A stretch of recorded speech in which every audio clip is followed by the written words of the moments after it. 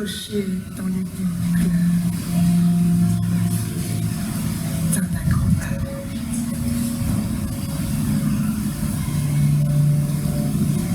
Cet amour, presque désespéré, mais chargé de tendresse, que tu dois montrer à ton fil. Il aura autant de force qu'on montre le fil de fer pour te porter. Je connais les objets, leur malignité, leur cruauté, leur gratitude aussi.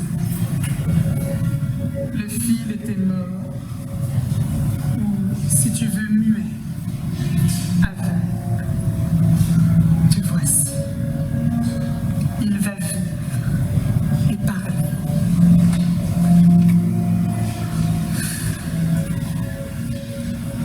Tu l'aimeras, et d'un amour presque charnel. Chaque matin, avant de commencer ton entraînement, quand il est tendu et qu'il vibre, va lui donner un baiser. Demande-lui de te supporter et qu'il t'accorde l'élégance et la nervosité du jarret. À la fin de la séance, salue, remercie. Alors qu'il est encore enroulé la nuit dans sa boîte, va le voir, caresse-le et pose gentiment ta joue contre la sienne.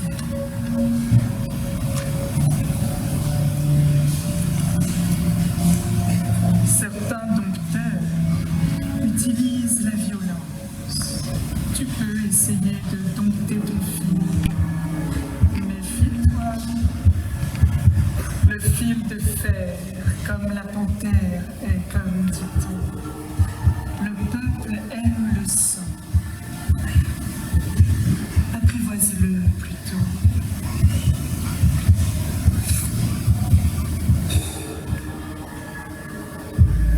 Un forgeron, seul un forgeron à la moustache grise, aux larges épaules peut oser de pareilles délicatesses.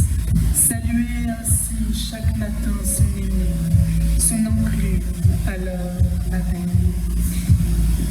Le soir, la journée finie, sa grosse patte la caressait, l'enclume n'y était pas insensible et le forgeron connaissait son joie.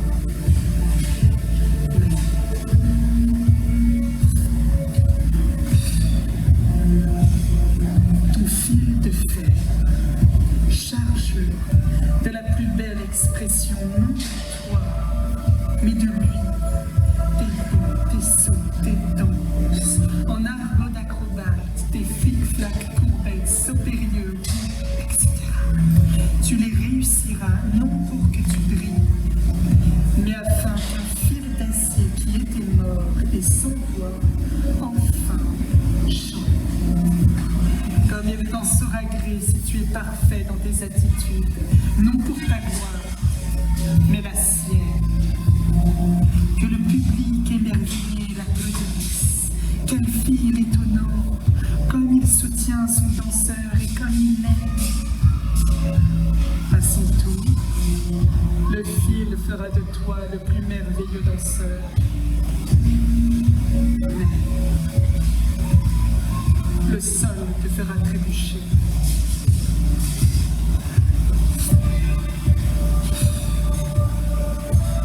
Qui donc avec toi avait compris quelle nostalgie de me renfermer dans l'âme d'un fil d'acier de 7 mm et que lui-même se savait appelé à faire rebondir de 2 tours en l'air avec fouetté un danseur. Sauf toi, personne connaît donc sa joie et sa gratitude.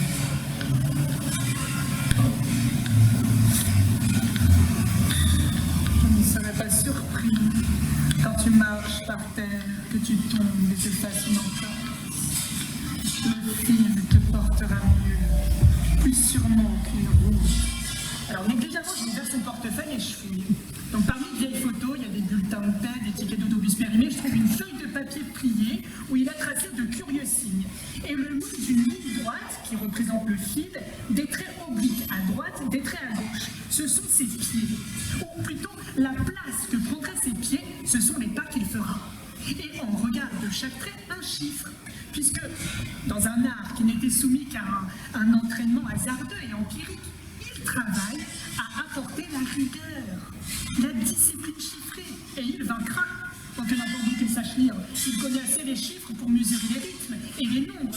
Type calculateur, hein. Jonovici était bien un juif, moi j'étais illettré, il gagnait une grande fortune pendant une de nos guerres en vendant des ferrailles au rebut. Une solitude mortelle. Sur le zin, tu peux blaguer, trinquer avec qui tu veux, avec n'importe qui. Mais l'ange se fait annoncer.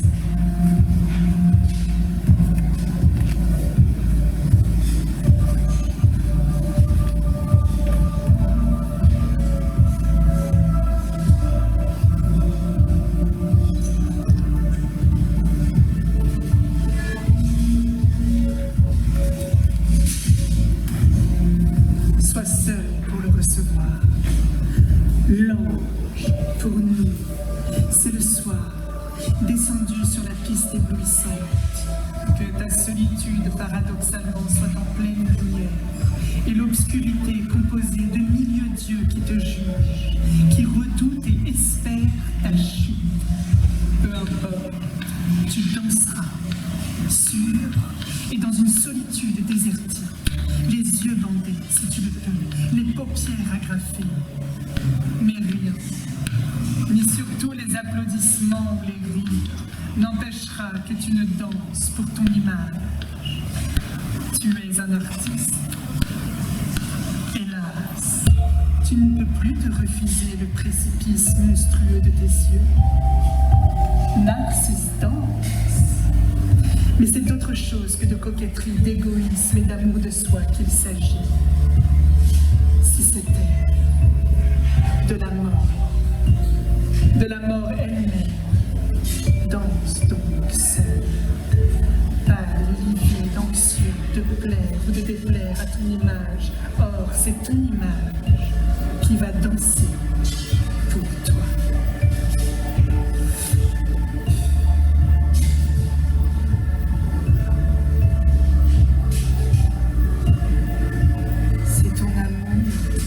Avec ton adresse et ta ruse sont assez grands pour découvrir les secrètes possibilités du fil.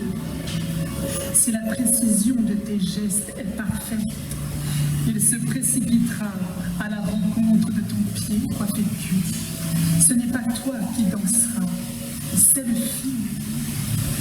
Mais si c'est lui qui danse immobile, et si c'est ton image qui le fait bondir, toi,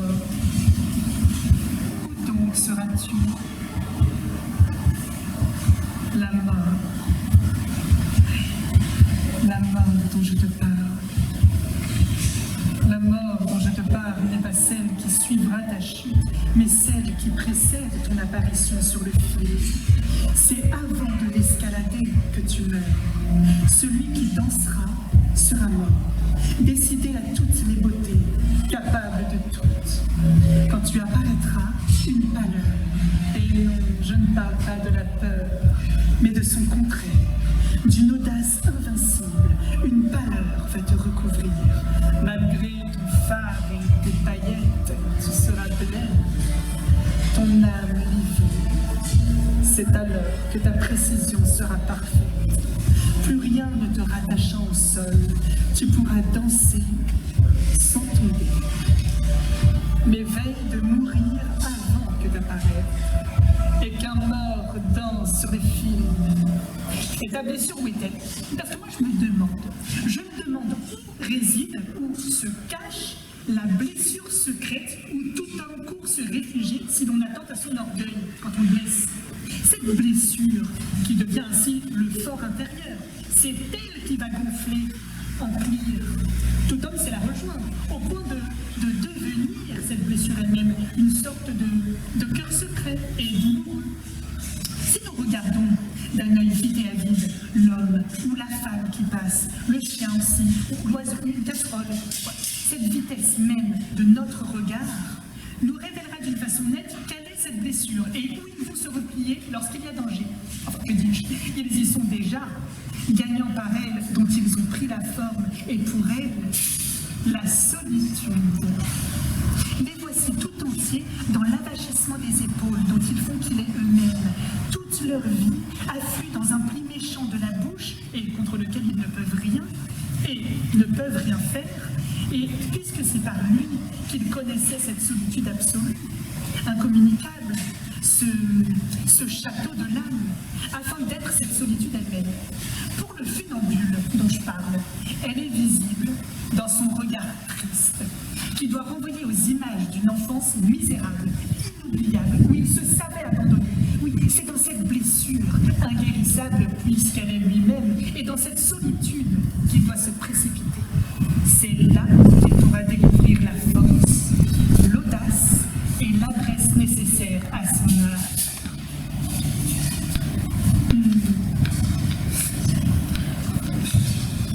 Je te demande un peu d'attention. Vois, afin de mieux te livrer à la mort, faire qu'elle t'habite avec la plus rigoureuse exactitude, il faudra te garder en parfaite santé. Le moindre malaise te restituerait à notre vie. Il serait cassé, ce bloc d'absence que tu vas devenir. Une sorte d'humidité avec ces moisissures te gagnerait. Surveille ta santé. Parce que moi, si je lui conseille d'éviter le luxe dans sa vie privée, si je lui conseille d'être un peu crasseux, de porter des vêtements avachis, des souliers éculés, c'est pour que le soir, sur la piste, le dépaysement soit plus grand. C'est pour que tout l'espoir de la journée se trouve exalté par l'approche de la fête. C'est pour que de cette distance d'une misère apparente à la plus splendide apparition procède une tension. Une tension telle que la danse sera comme une décharge ou un cri. C'est parce que la réalité du cirque tient dans cette métamorphose de la poussière en poudre d'or. Mais c'est surtout parce qu'il faut que celui qui doit susciter cette image admirable soit mort. Ou si l'on y tient, qu'il se prenne sur terre comme le dernier, comme le plus pitoyable des humains. Moi, j'irais même jusqu'à lui conseiller de boiter, de se couvrir de guenilles, de boue et de puer, que sa personne se réduise de plus en plus pour laisser scintiller, toujours plus éclatante, cette image dont je parle. Qu'un mort habite, qu'il n'existe enfin pas que dans son apparition. Il va de soi que je n'ai pas voulu dire qu'un acrobate qui opère à 8 ou 10 mètres du sol doive s'en remettre à Dieu, à la Vierge pour les funambules, et qu'il prie et se signe avant d'entrer en piste, car la mort est au chapitre. Comme au poète, je parlais à l'artiste seul. Danserais-tu à 1 mètre au-dessus du tapis, mon injonction serait la même. Il s'agit, tu l'as compris, de la solitude mortelle, de cette région désespérée et éclatante où opère l'artiste.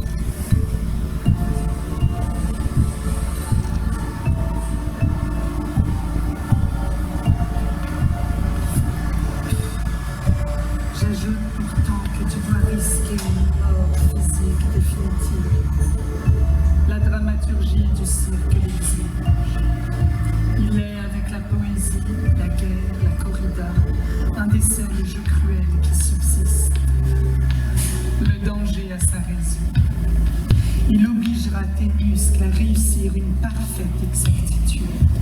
La moindre erreur causant ta chute, avec les infidélités ou la mort. Et cette exactitude sera la beauté de ta tombe. Résonne de la somme. Un lourdeau sur le fil fait le saut périlleux, il le loupe et se tue. Le public n'est pas trop surpris. Il s'y attendait, il l'espérait presque.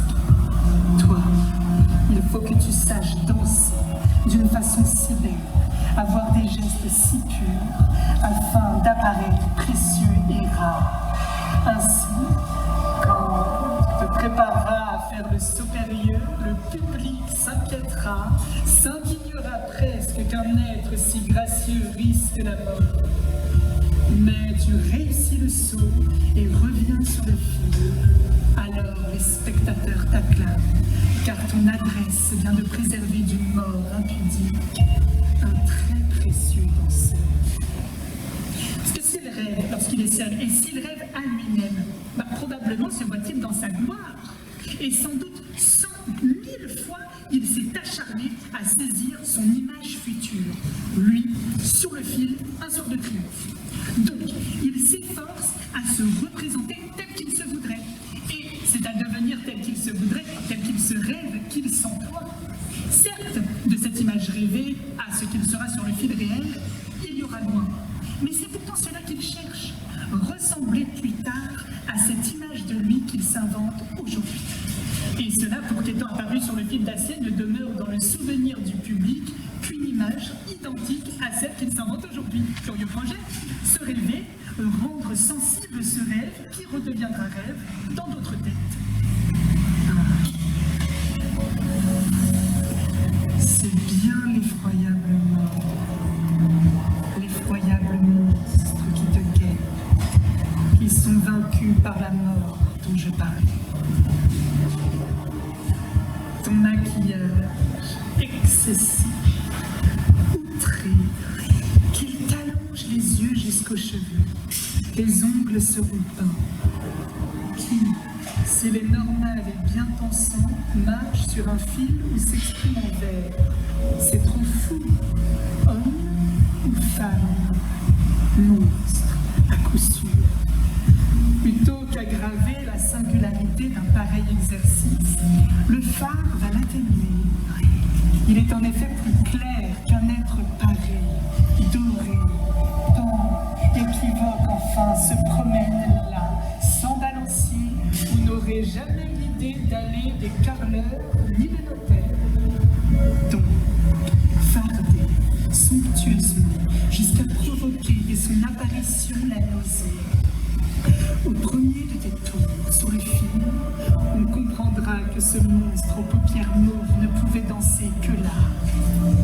C'est sans doute, se dira-t-on, cette particularité qui le pose sur un fil. C'est cet œil allongé, ses joues peintes, ses ongles dorés qui l'obligent à être là où nous n'irons, Dieu merci, jamais.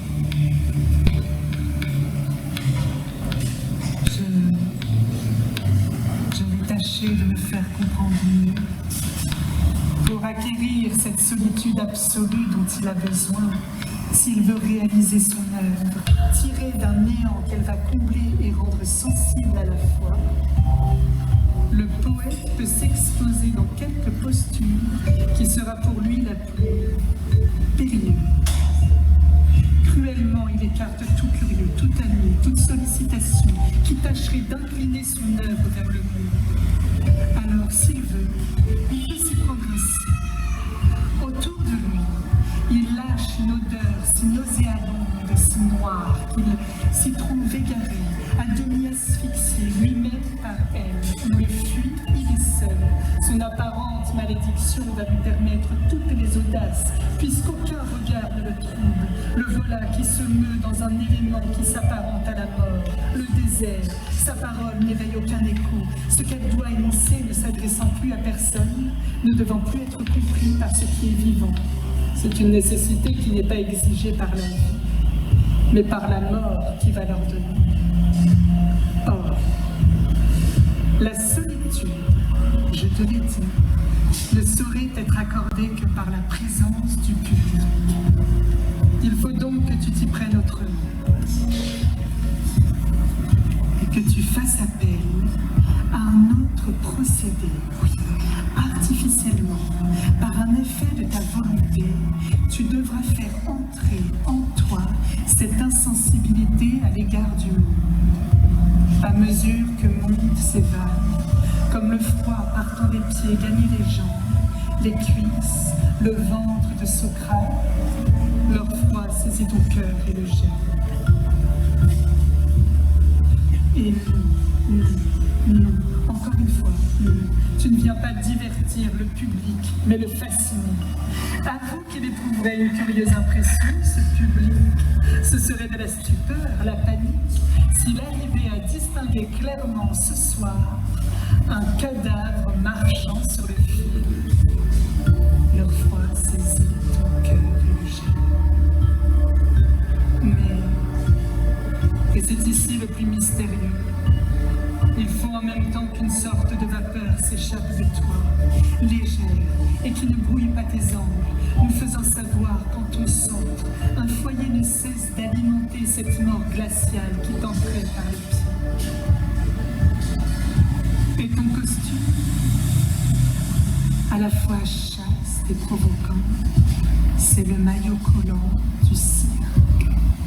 En jersey rouge sanglant, il indique exactement ta musculature. Il te gaine, il te gante, et du col, ouvert en rond, coupé net, comme si le bourreau va ce soir te décapiter. Oui, tu colles à ta hanche une écharpe, rouge aussi, mais dont flottent les pans frangés d'or.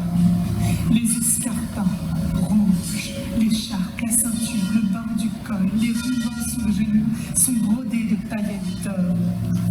Sans doute pour que tu étincelles, mais surtout afin que dans la sciure tu perdes durant le trajet de ta loge à la piste quelques paillettes mal cousues, emblème délicat du cirque. Et dans la journée, quand tu vas chez l'épicier, il en tombe de tes cheveux. La sueur en a collé une à ton épaule. La besace en relief sur le maillot où tes couilles sont enfermées sera brodée d'un dragon d'or. À ce moment-là, je te raconte Camilla Meyer. Bon, je voudrais aussi dire qui fut ce splendide Mexicain comme Coleano et comme il dansait. Mais bon, revenons à Camilla Meyer. Camilla Meyer était une Allemande. Quand je la vis, elle avait peut-être 40 ans, c'était à Marseille. Et à Marseille, elle avait dressé son fil à 30 mètres au-dessus des pavés, dans la cour du Vieux-Port. C'était la nuit. Les projecteurs éclairaient ce fil horizontal, haut de 30 mètres, et pour l'atteindre, elle cheminait sur un fil oblique de 200 mètres qui partait du sol. Arrivée à mi-chemin sur cette pente, pour se reposer, elle mettait un genou sur le fil et gardait sur sa cuisse le perche balancier. Là, son fils, il avait peut-être 16 ans, qui l'attendait sur une petite plateforme, il apportait au milieu du fil une chaise. Et Camilla Meyer, qui venait de l'autre extrémité, arrivait sur le fil horizontal, elle prenait cette chaise qui ne reposait que par deux de ses pieds sur le fil et elle s'y asseyait, seule. Elle en descendait seule. En bas sous elle, toutes les têtes s'étaient baissées, les mains cachaient les yeux, ainsi le public refusait cette politesse à l'acrobate. Faire l'effort de la fixer quand elle frôle la mort. Et toi, me dit-il, qu'est-ce que tu faisais? Ben, je regardais. Je regardais pour l'aider, pour la saluer, parce qu'elle avait conduit la mort au bord de la nuit, pour l'accompagner dans sa chute et dans sa mort. Si tu tombes, tu mériteras la plus conventionnelle oraison funèbre, flaque d'or et de sang, mare où le soleil couchant. Tu ne dois rien attendre d'autre. Le cirque est toute convention.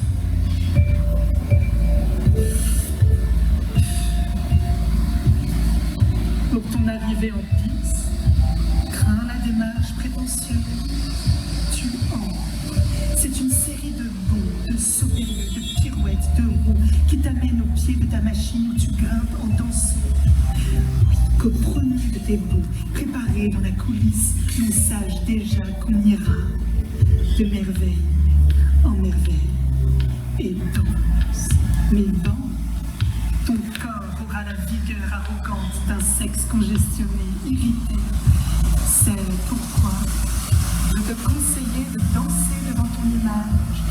d'elle tu sois amoureux. Tu n'y coupes pas.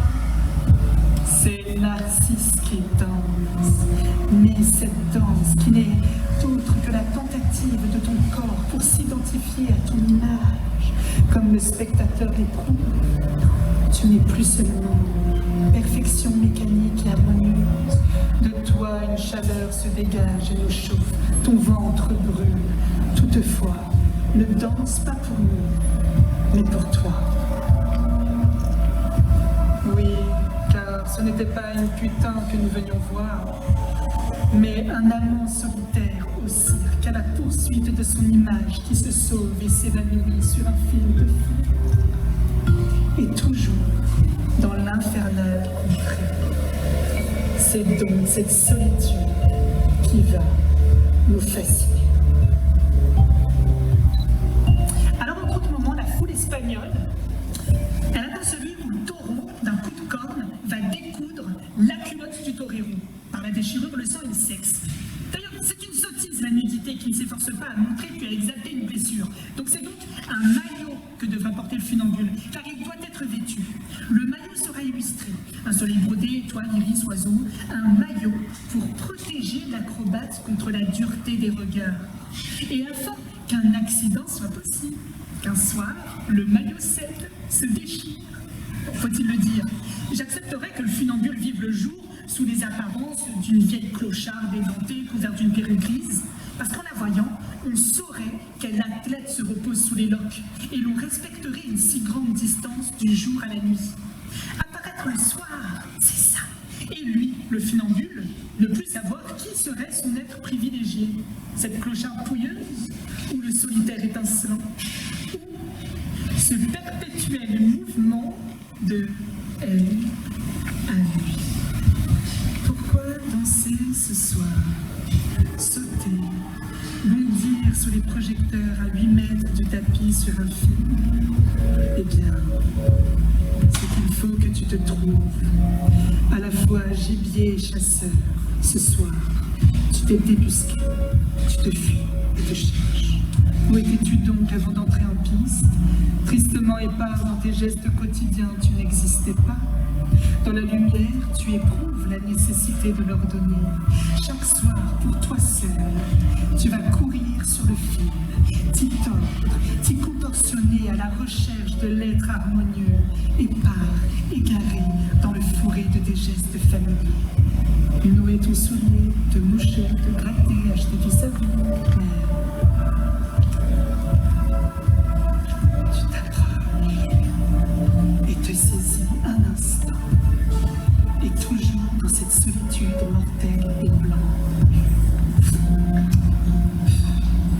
Ton fil, cependant, j'y reviens. N'oublie pas que c'est à ces vertus que tu dois ta grâce. Aux tiennes sans doute, mais afin de découvrir et d'exposer les signes.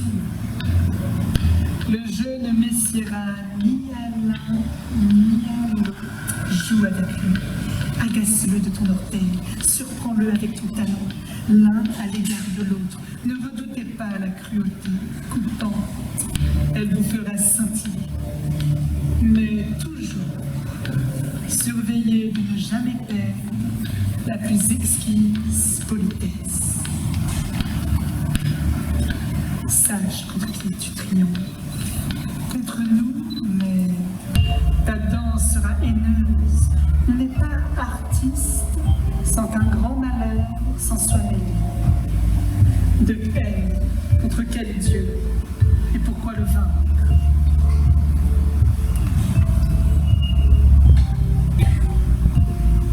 La chasse sur le fil, la poursuite de ton image et ces flèches dont tu la cribles sans la toucher, et la blesse et la fait rayonner, c'est donc une fête. Si tu l'atteins, cette image, c'est la fête.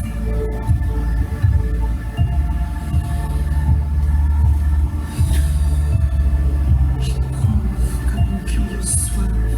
Je voudrais boire, c'est-à-dire souffrir, c'est-à-dire boire, mais que l'ivresse vienne de la souffrance qui serait elle-même une fête. Qui ne saurait être malheureux par la maladie, par la faim, par la prison. Oui, rien ne t'y contraignant. Sois-le par ton art. Que nous importe, à toi et à moi, un bon acrobate. Tu seras cette merveille embrasée, toi qui brûles, qui dure quelques minutes. Tu brûles. Sur ton fil, tu as la foudre. Si tu veux encore, un danseur solitaire, allumé je ne sais par quoi qui t'éclaire, te consume, c'est une misère terrible qui te fait danser. Le public, il n'y voit que du feu et croyant que tu joues, ignorant que tu es l'incendiaire, il applaudit l'incendiaire. Bande et fil bandé, cette chaleur qui sort de toi et rayonne, c'est ton désir pour toi-même ou pour ton image qui ne sera jamais comblé.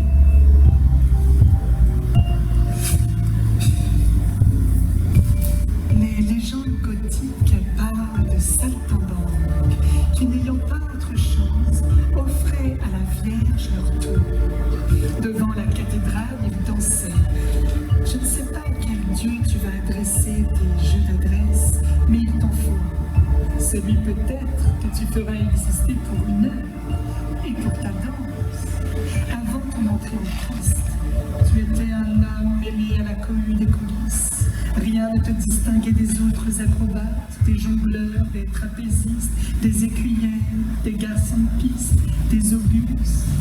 Rien. Sauf déjà cette tristesse dans ton œil. Et ne la chasse pas. Ce serait foutre à la porte de ton visage toute poésie. Dieu n'existe encore pour personne. Tu arranges ton peignoir, tu brosses tes dents, tes gestes parfaits. Et l'argent, l'argent, le pognon. Le pognon, faudra en gagner. Et jusqu'à ce qu'il en crève, le funambule doit en palper d'une façon comme d'une autre. Il lui faudra désorganiser sa vie. C'est alors que l'argent peut servir, en apportant une sorte de pourriture qui saura vicier l'âme la plus calme. Beaucoup de pognon, un fric fou, ignoble, et le laisser s'entasser dans un coin du taudis. Par contre, n'y jamais toucher, et se torcher le cul avec. Oui, à l'approche de la nuit, s'éveiller, s'arracher à ce mal, et le soir, danser sur le fil. Je lui dis encore, tu devras travailler à devenir célèbre. Pourquoi? Mais pour faire mal. C'est indispensable que je gagne tant de pognon, indispensable. Sur ton fil de fer, tu n'apparaîtras que pour t'arroser d'une pluie d'or. Mais rien ne t'intéressant que ta danse, tu pourriras dans la journée. Oui, qu'il pourrisse donc d'une certaine façon, qu'une puanteur l'écrase, l'écœure, qui se dissipera au premier clairon du soir. Ah, tu entres. Si tu danses pour le public, il le saura. Tu es perdu. Te voici un de ces familiers, plus jamais fasciné par toi, il se rassiera lourdement en lui-même d'où tu ne l'arracheras plus. Non, tu entres et tu es seul, apparemment, car Dieu est là. Il vient de je ne sais où, et peut-être que tu l'apportais en entrant, où la solitude le suscite. C'est pareil. C'est pour lui que tu chasses ton image. Tu danses, le visage bouclé, le geste précis, l'attitude juste, impossible de les reprendre, où tu meurs pour l'éternité, sévère et pâle danse, et si tu le pouvais, les yeux fermés.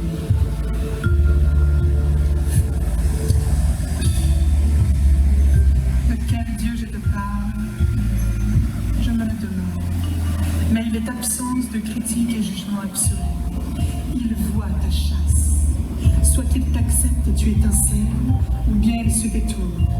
Si tu as choisi de danser devant lui seul, tu ne peux échapper à l'exactitude de ton langage articulé, dont tu deviens prisonnier. Tu ne peux tomber.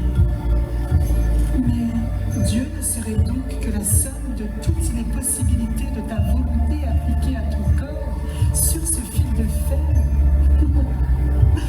Divine possibilité.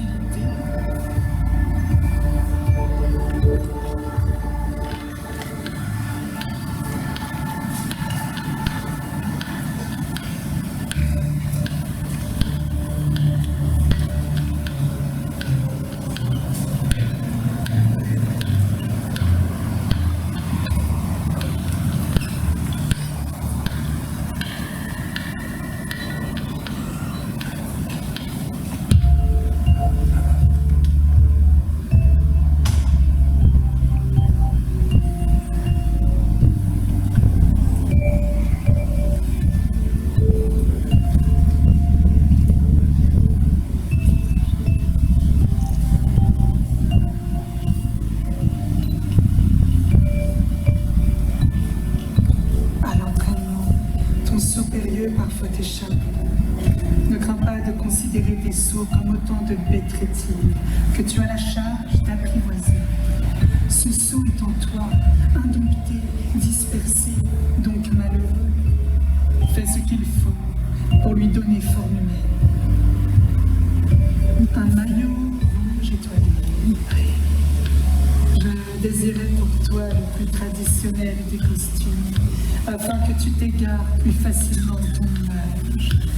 Et si tu veux emporter ton fil de fer, que tous les deux finalement vous disparaissiez, tu peux aussi, sur cet étroit chemin qui vient de nulle part et y va, ces 6 mètres de long qui sont une ligne infinie et une cage, tu peux donner la représentation d'un drame. Et qui sait, si tu tombes du fil, des brancardiers t'emportent, l'orchestre jouera, on fera entrer les tigres ou les cuillères. Alors, comme le théâtre, le cirque a lieu le soir, à l'approche de la nuit.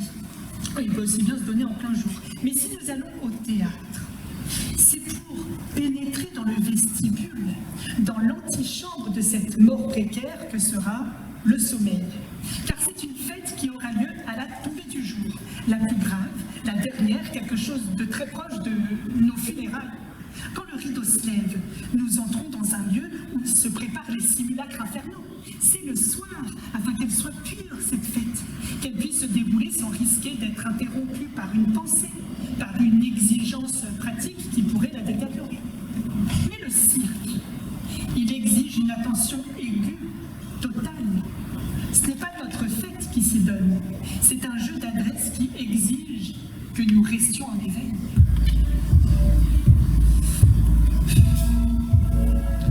Le public qui te permet d'exister, oui, sans lui tu n'aurais jamais cette solitude dont je t'ai parlé. Le public est la bête que finalement tu viens poignarder. Ta perfection avec ton audace vont pour le temps que tu apparais l'anéantir. Impolitesse du public. Durant tes plus périlleux mouvements, il fermera les yeux. Il ferme les yeux quand pour l'éblouir, tu frôles la mort. Cela m'amène à dire qu'il faut aimer le cirque et mépriser le monde.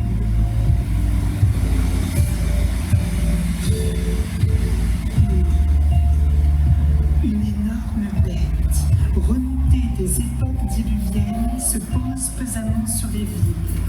On entre, et le monstre était plein de merveilles mécaniques et cruelles, des écuyères, des augustes, des lions et leurs dompteurs, un prestidigitateur, un jongleur, des trapézistes allemands, un cheval qui parle et qui compte, et toi. Vous êtes les résidus d'un âge fabuleux. Vous revenez de très loin. Vos ancêtres mangeaient du verre pilé, du feu. Ils charmaient des serpents, des colombes. Ils jonglaient avec des œufs. Ils faisaient converser un concile de chevaux. Vous n'êtes pas prêts pour notre monde et sa logique. Il vous faut donc accepter cette misère. Vivre la nuit de l'illusion de vos tours mortels. Le jour, vous restez craintif à la porte du cirque, n'osant entrer dans notre vie, dans notre monde, trop fermement retenu par les pouvoirs du cirque qui sont les pouvoirs de la mort. Ne quittez jamais ce ventre énorme de toile. Dehors, c'est le bruit discordant, c'est le désordre. Dedans, c'est la certitude généalogique qui vient des millénaires, la sécurité de se savoir lié dans une sorte d'usine où se forgent les jeux précis qui servent l'exposition solennelle de vous-même, qui prépare la fête. Vous ne vivez que pour la fête, non pour celle que s'accordent en payant les pères et les mères de famille. Je parle de votre illustration pour quelques minutes. Obscurément, dans les flancs du monstre, vous avez compris que chacun de nous doit tendre à cela, tâcher s'empêcher d'apparaître à soi-même dans son apothéose. C'est en toi-même, afin que durant quelques minutes le spectacle te change. Ton bref, ton bout nous illuminera. À la fois, tu y es enfermé et ton image ne cesse de s'en échapper. La merveille serait que vous ayez le pouvoir de vous fixer là, à la fois sur la piste et au ciel, sous forme de constellation. Ce privilège est réservé à peu de héros, mais 10 secondes, est-ce peu? Vous scintillez. Lors de ton entraînement, ne te désole pas d'avoir oublié ton adresse. Tu commences par montrer beaucoup d'habileté, mais il faut que d'ici peu tu désespères du film, des sauts, du cirque et de la danse. Tu connaîtras une période amère, une sorte d'enfer, et c'est après ce passage par la forêt obscure que tu ressurgiras, maître de ton art. Oui, c'est un des plus émouvants mystères que celui-là. Après une période brillante, tout artiste aura traversé une désespérante contrée, risquant de perdre sa raison et sa maîtrise. Mais s'il sort vainqueur, t'es sot. Ne crains pas de les considérer comme un troupeau de bêtes. En toi, elles vivaient à l'état sauvage, incertaines d'elles-mêmes. Elles se déchiraient mutuellement, elles se mutilaient ou se croisaient au hasard. Bêtes ou troupeaux de bons, de sots et de tours. Que chacun vive en bonne intelligence avec l'autre. Procède, si tu veux, à des croisements, mais avec soin, non au hasard d'un caprice. Et te voilà berger d'un troupeau de bêtes qui jusqu'alors étaient désordonnées et vaines. Grâce à tes charmes, elles sont soumises et savantes. Tes sots, tes tours, tes bons étaient en toi et ils n'en savaient rien. Grâce à tes charmes, ils savent qu'ils sont et qu'ils sont toi-même illustré.